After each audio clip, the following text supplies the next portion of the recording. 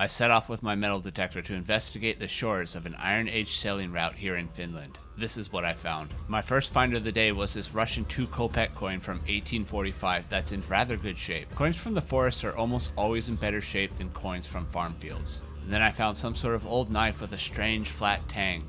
I really can't say how old it is, but local archaeologists requested this one for further investigation. Then I found a crushed thimble. I think this one is from the last 100 years or so. Next, I found a very interesting fragment. This one appears to be the middle section of a blade from an Iron Age spear. Without the sharp end and nor the socket, it makes it a bit more difficult to be certain. Based on the photos, the archaeologists seem to agree with me, but they will need to see the object in person to be certain. Then I found an object that I at first thought could be a sacrificed iron bracelet, but I think it's actually just one of those forest staples that are attached to a piece of wood to create a handle or a loop.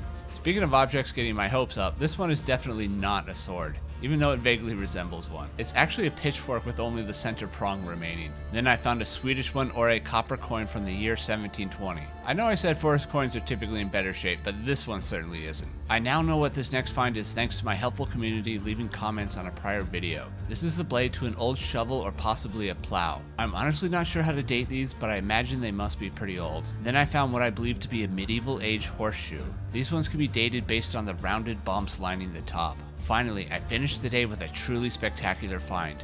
This is an early Iron Age spear, specifically Roman Iron Age. That means the spear tip could be almost 2,000 years old and would represent some of the earliest iron objects ever in Finland. This is surely a gravesite as well, and whichever warrior used this in combat is almost certainly buried here. The archaeologists have discussed some tentative plans to do further investigations in relation to some of these finds. Like and follow if you want to hear the results.